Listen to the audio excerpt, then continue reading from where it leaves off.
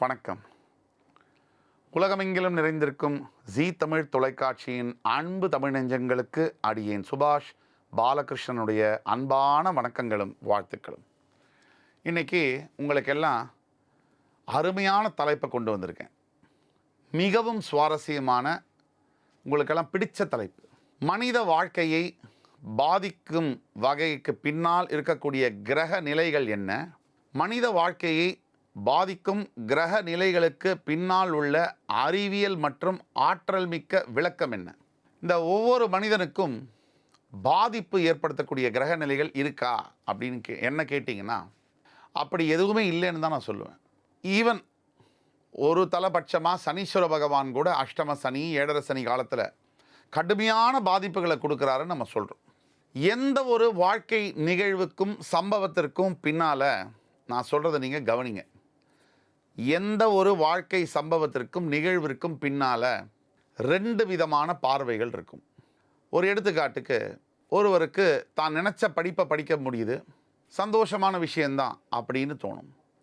இன்னொரு பார்வையில் அவரோட அப்பாவை கேட்டிங்கன்னா, அந்த படிப்பு லட்சக்கணக்கில் நான் செலவு பண்ணணுமே அப்படிங்கிற பாரமும் அப்படிங்கிற ஒரு பயமும் அவருக்கு இருக்கும். இப்படி மாறியே வரும். திருமணம் பல பேருக்கு வரம், சில பேருக்கு திருமணமே சாபம். குழந்தைகள் பல கோடிக்கணக்கான பேர்களுக்கு வரம், சில நூற்றுக்கணக்கான பேர்களுக்கு அந்த குழந்தைகளால் ஏற்படக்கூடிய பாதிப்பு இருக்கு இல்லையா. ரொம்ப வறுமையில் படித்து மேலே வந்து பதவியில் உட்காந்து வீடு வாசல்லாம் வாங்கி குழந்தைகளை பெற்று அதுங்களுக்கு நல்லா செஞ்சு சேர்த்து அதுகளை படிக்க வச்சு எல்லாம் பண்ணியிருப்பார். அப்போது அந்த குழந்தைங்களில் ஒரு குழந்தை போதை வழக்கத்துக்கு அடிமையாயிடுச்சு, இன்னொரு குழந்தை வேற்று இதில் கல்யாணம் பண்ணிக்கிட்டு அது எங்கேயோ போயிட்டாங்க. இப்படிங்கிற போது வீட்டை விட்டு பிரிஞ்சிட்டாங்க, அப்பா அம்மா விட்டு பிரிஞ்சு போயிட்டாங்க ரெண்டு பேருமே. இந்த பாதிப்பை தாங்க முடியுமா? அப்போ இதுக்கு பின்னாடி இருக்கக்கூடிய அறிவியல் மற்றும் ஆற்றல் மிக்க விளக்கம் என்ன அப்படிங்கிறதுக்கு கூட நம்ம போய் ஆகணும். மனித வாழ்க்கையில் கிரகங்கள் செலுத்தக்கூடிய தாக்கம், அதுக்கு பின்னாடி என்ன அறிவியல் இருக்குது? முக்கியமாக ஒரு அறிவியல் இருக்குது, பக்குவப்படுத்துதல். நீங்கள் அறிவியல் ரீதியாக ஒரு மேனுஃபேக்சரிங் அப்படின்னு வச்சுக்கோங்க, உற்பத்தி திறன். ஒரு பொருளை தயாரிக்கிறதுக்கு முன்னாடி அந்த பொருள் ரா மெட்டீரியல்னு சொல்லுவாங்க.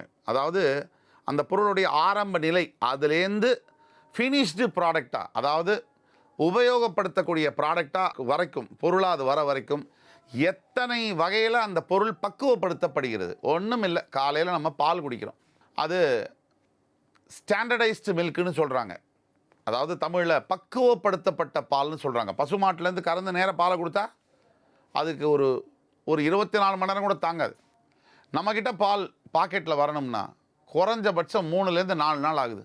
அப்படின்னா அந்த பாலில் சில பக்குவப்படுத்தக்கூடிய முறைகள் இருக்கணும். அதைத்தான் கிரகங்களும் மனித வாழ்க்கையில் மனிதனுக்கு செய்கின்றன. அது பார்க்குற பார்வையை பொறுத்தது. ஒரே விஷயம், கத்தி, இதுதான் அடிப்படை விதின்னு வச்சுக்கோங்க. ஒரு சிலர் கத்தியை கரிகா வெட்ட பயன்படுத்துகிறோம், ஒரு சிலர் என்ன பண்ணுறாங்க, கொலை செய்ய பயன்படுத்துகிறாங்க, ஒரு சிலர் ஆப்ரேஷன் செய்ய பயன்படுத்துகிறாங்க, உயிரை காப்பாற்ற பயன்படுத்துகிறாங்க, ஒரு சிலர் உயிரை மாய்ப்பதற்காக கொலைப்படுத்துகிறார். பல வகையில் ஒரு சிலர் மரத்தை அறுக்கிறதுக்காக, செடியை அறுக்கிறதுக்காக பயன்படுத்துகிறாங்க. இப்படி ஒரே பொருள் தான், ஒரே அனுபவம் தான், அதை பல மனிதர்கள் பல வகையில் பார்க்கின்றனர். இந்த மனித வாழ்க்கையை பக்குவப்படுத்துறதற்காக கிரகங்கள் சில நிலைகளில் தாக்கத்தை ஏற்படுத்துகின்றன. இதுதான் இதற்கு பின்னாடி உள்ள அறிவியல் ஆற்றல் மிக காரணம். ஒவ்வொரு நிலையிலும் வாழ்க்கை அப்படியே இருந்துருச்சுன்னு வச்சுங்க. 2 பேரும் கல்யாணம் பண்ணிக்கிறாங்க, புருஷன் சொல்கிறதெல்லாம் பொண்டாட்டி கேட்குறாங்க, பொண்டாட்டி சொல்கிறதெல்லாம் புருஷன் கேட்குறாரு. 2 மாதத்துக்கு மேலே 2 பேரும் ஒன்றா இருக்கவே முடியாது. ஒரு வீட்டில் பைத்தியம் முடிச்சிடும்.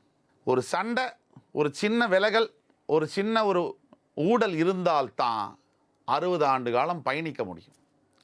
ஆக மனித வாழ்க்கையிலும் கூட கிரகங்கள் ஏற்படுத்தக்கூடிய மோசமான தாக்கமாக இருந்தாலும் அதன் பின்னாலே ஒளிந்திருக்கக்கூடிய முக்கியமான காரணம் அந்த மனிதனை பக்குவப்படுத்தி அடுத்த நிலைக்கு எடுத்து செல்வதற்கான காரணமே என்று கூறி, அடுத்து வேறொரு சந்தர்ப்பத்தில் உங்கள் அத்துணை பேரையும் சந்திக்கும் வரை உங்களிடமிருந்து விடைபெறுவது உங்கள் சுபாஷ் பாலகிருஷ்ணன். நன்றி, வணக்கம், வாழ்க வளமுடன்.